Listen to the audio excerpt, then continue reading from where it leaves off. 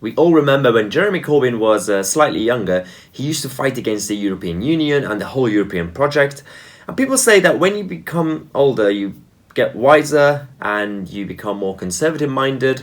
Somehow with Jeremy, it's been the exact opposite. He's going so far to the left that even Karl Marx would say, whoa, dude, calm down. So over the last few days, he's come out with the Labour Party saying that they now want to fully commit to a second EU referendum to make sure that Brexit never happens. Jeremy Corbyn has said that it is now right to demand a referendum on any Brexit deal and any Brexit situation. He's obviously said that the Labour Party will back a move today. This was the news from Wednesday, essentially yesterday, that to change the Brexit policy of the Labour Party and support a second referendum in all circumstances. That means with any deal or without any situation, including WTO, the Labour Party will be backing a second referendum. Now, we've had a number of Labour MPs who've been quite upset about this, but don't think it's a good thing. So more than 25 Labour MPs have written to Jeremy Corbyn to urge him not to go full Remain as the party reviews its stance on another Brexit referendum. The reason I said don't go too excited about the 25 Labour MPs is because they're not necessarily saying that because they have accepted the referendum results or they are now Brexiteers. They're simply scared for their own seats. They warn another referendum would be toxic and empower the populist right in many Labour heartlands. I had no idea that believing in democracy and sovereignty for your own country is somehow a populist right mentality. Considering a lot of people who voted for Brexit were Labour voters, not sure we can really call them populist right or far right or any of that stuff that the Remainers are calling them now.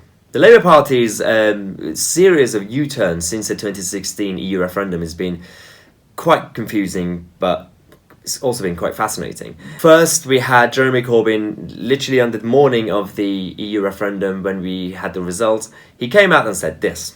Are you an enthusiastic Brexiter now? Well, the British people have made their decision. We must respect that result, and Article 50 has to be invoked now so that we negotiate an exit from the European Union. So from the Jeremy Corbyn who said that we should trigger the Article 50 instantly and leave the EU and negotiate a new relationship, he then has now moved into a second referendum position. We also had him and the Labour Party advocating to ensure that we come out of the customs union and the single market. That was including the Labour Party's manifesto in the 2017 general election. Barry Gardner said back in 2017 that when we leave the EU, we would cease to be a member of the customs union, and any customs union agreement with the European Union, similar to what Turkey has, would give the EU power to decide our tariffs and quotas with the third countries. So the Labour Party and Barry Gardner and Jeremy Corbyn were obviously now against the customs union by this time.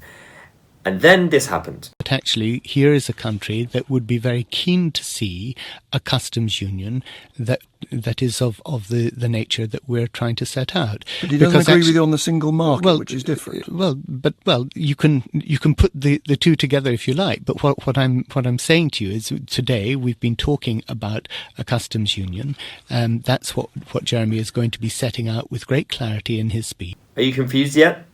Keep up. The Labour Shadow Brexit Secretary, Keir Starmer, said, stay in the single market and a customs union during the transition period, then leave the single market. Transition has to be as short as possible, could last just about 2 years, or it could go beyond the 2022 election. Then we had the Labour Deputy Leader, Tom Watson, saying, we could stay in the single market and the customs union permanently after the transition period is over. And then the Labour MP Caroline Flint said, totally disagree with Tom Watson. Cannot stay in the single market and customs union permanently. Oh God, too much Labour.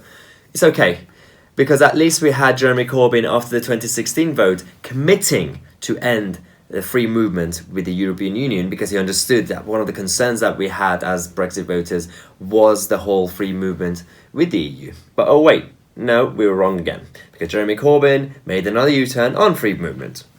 Jeremy Corbyn has entirely predictably backtracked on the overnight briefing, saying that he would ditch his commitment to free movement. When he spoke to the Good Morning Britain show on ITV, he clarified that If the EU says access to the single market requires freedom of movement, I would say economically we've got to be able to trade with Europe. In other words, that Britain should prioritise the single market over controlling borders. Well, there goes that one. But let's have a look at Jeremy Corbyn's background and his traditional stance on Brexit and the whole European Union, because he's always been close friends with people like Dennis Skinner, Tony Benn, George Galloway, all very old-fashioned socialists who were against the EU, obviously for different reasons. But his transformation has been quite interesting. You're very lucky in Ireland. You've got a vote in October as to whether or not to endorse the European Treaty. If you succeed in getting a no vote here, that will be such a boost to people like us all over Europe that do not want to live in a European empire. Single currency would lead to enormous cuts in public expenditure in Britain and a very rapid rise in unemployment. I wanted to see a more democratic Europe. I wanted to see policy making that was more open. I wanted to see greater similarity of protection laws and regulation on environmental protection, issues like that the same. The Labour Party is going to be committed to campaigning to stay within the European Union, and when there's a Labour government in 2020, we will be trying to ensure better workers' protection across Europe. Now, we've been talking about Jeremy Corbyn's historic views on the EU and as a traditional leaver, but don't be mistaken, he was never a typical Brexiteer the way most of us are. He wasn't anti-EU because he wanted more democracy and sovereignty and more freedom for the country. He actually wanted to have more control for his socialist side to essentially do what the EU's been doing on a continental level, but he would do it on a national level. A big government, big state telling us ordinary people how to live our lives. Now, the reason Jeremy Corbyn has always struggled ever since he's become party leader in terms of having some sort of conviction in terms of his views, especially with Brexit and his typical socialist policies, is because he is a student activist in the clothing of an elected politician. And that's only because he's never had a real job in his own life, so he doesn't really know how real life works. He has been a campaigner for decades and decades. And being a campaigner is great. Most of us are campaigners. But you also have to have some sort of basic intellectual capacity to be able to implement your ideas. Now, recently, over the last few years, we've seen that the problem with weak leaders isn't necessarily just about the fact that they lack management skills and leadership abilities, but it's also that they can't really implement their own ideas. Have a look at Jeremy Corbyn or Theresa May.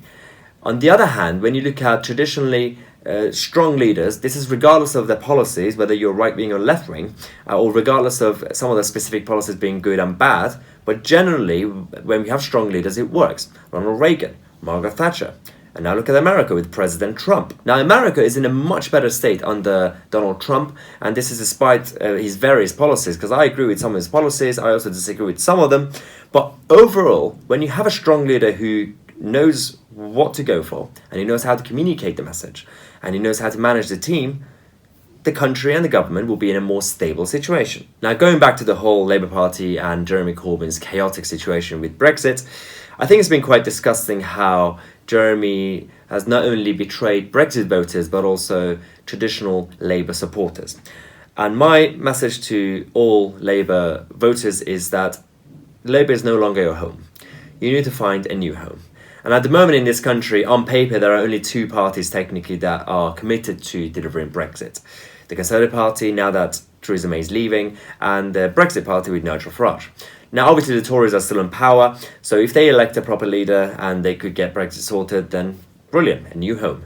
If that doesn't go well, I won't be surprised if the majority of Labour supporters would be joining Nigel Farage's Brexit Party, and I can't really complain about that because that's going to be the situation. So we have to continue the fight to make sure Brexit is sorted, but also ensure that we do hold people like Jeremy Corbyn and the Labour Party accountable.